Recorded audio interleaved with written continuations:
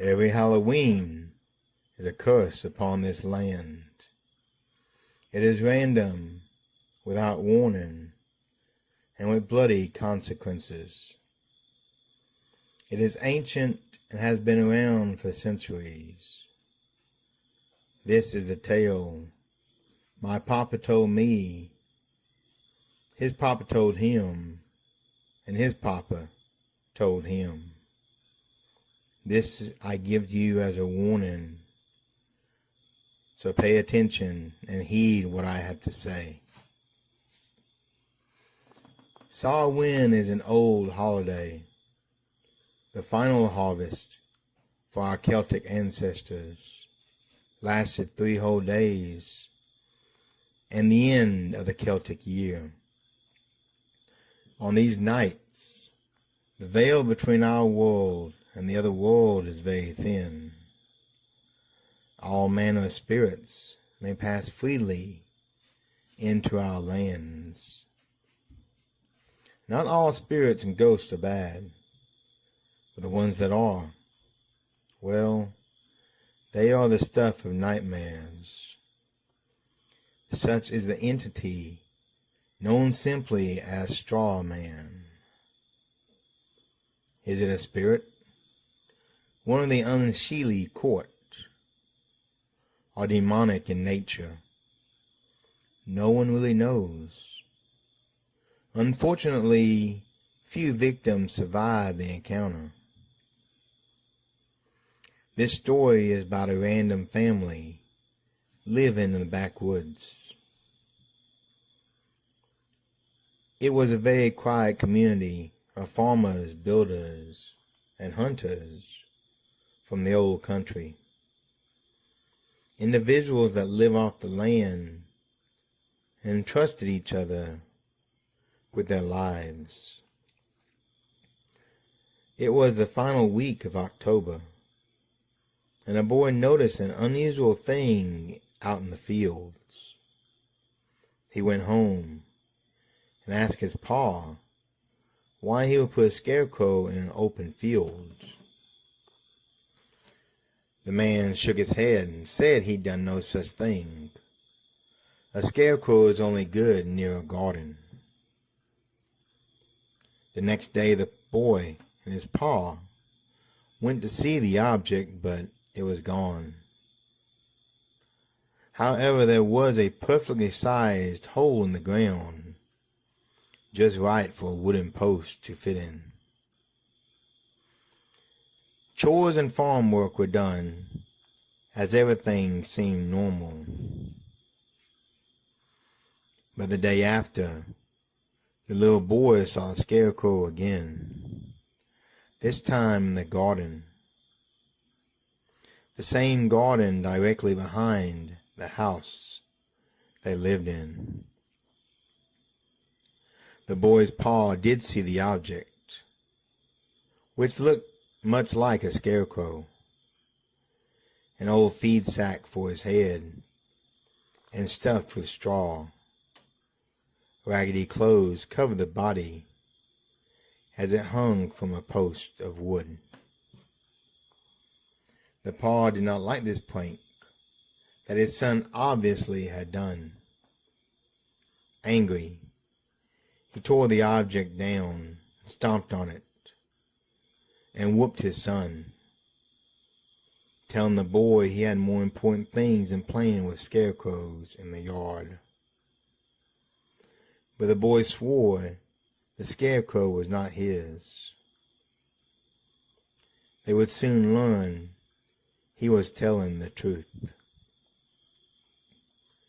The day of Halloween came at last, and the man of straw returned.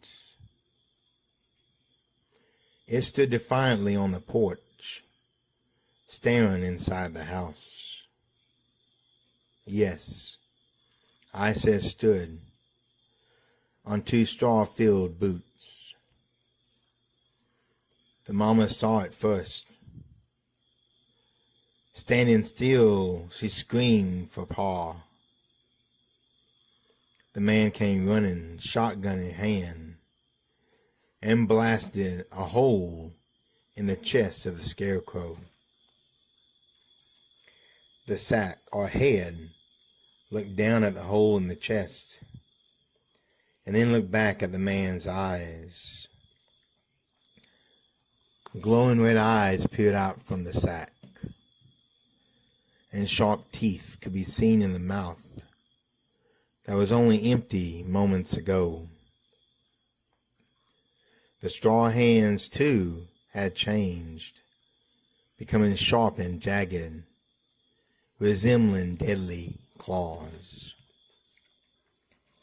Another shot was fired, but now the straw man had moved and taken down the farmer hard. He then turned to the screaming woman as she grabbed her son and ran. Like a wild animal, the man was attacked. But he did more than attack the man. It was a bloodbath. He was flayed, gutted, and ripped apart. His screaming died as he slipped from this world into the other. The back door slammed as a woman and boy escaped the house. Blood painted the walls in a bright crimson red as a man was reduced to bones, clothing, and the bloodiest remains. But Mama had grabbed a lighter when she ran out of the house screaming. As a creature disemboweled her husband, leaving the floor soaked with blood. On four legs, it smashed through the back door and ran toward the shed that Mama and the boy had hidden inside. The door violently opened as a creature walked in. Blood dripped from its hands and mouth as it looked for more victims, not paying attention to where it was. It was his heart in the back by a shovel held by Mama. As her and the boy ran out, accidentally kicking over a can of kerosene as it soaked the straw floor below. She slid the door handle closed as it had a bolt to it, and wedged the handle of the shovel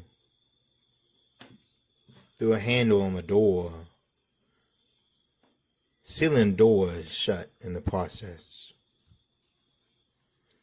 She then lit the lighter and threw it through a hole in the wall.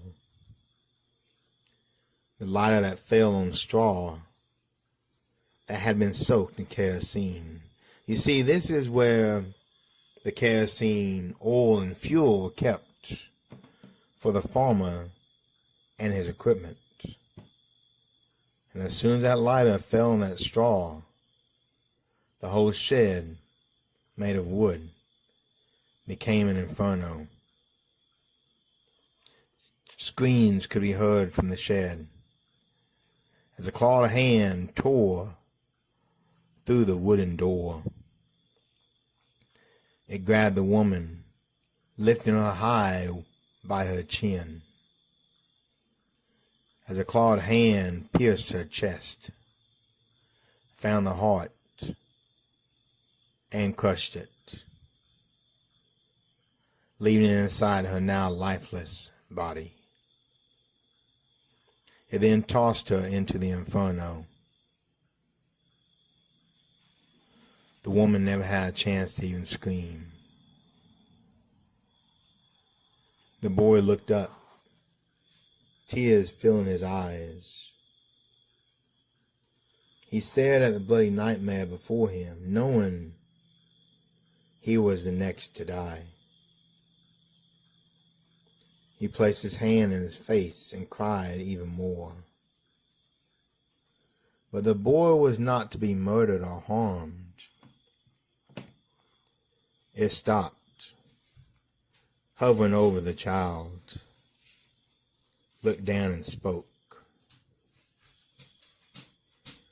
The words came out, were deep and terrifying. It said, when you are older and have a family of your own, I will find you. I will return and show you an incredible, happy Halloween indeed. And with this promise, I let you live for now. When the boy looked up, the straw man was gone. Where it stood was a puddle of blood. Looking around, he saw the abandoned shed with the body of his mother inside. And inside the house was the remains of his paw. And he had enough nightmares to cause him to never sleep soundly again. That was a long time ago. And to this day, there's still a spot on the ground that's dark and black. As an old house that still stands. The dark spot near the front porch where the man was butchered, and the garden that's grown up stands a scarecrow. It looks normal. Sack for a head, body full of straw. The man's clothes, the ones covered in blood, hang over the scarecrow now.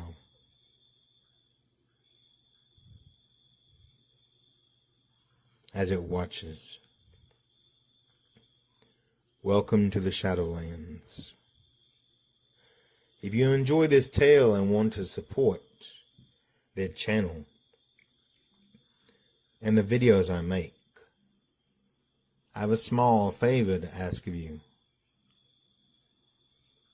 Just leave a like, subscribe, and share with those that you know. It does help the little channel to grow. As always, I have a link for Mother's Day gifts below. For those of us still not knowing what to get our moms, be sure to come back next week, as I'll return with more tales from the edge of darkness.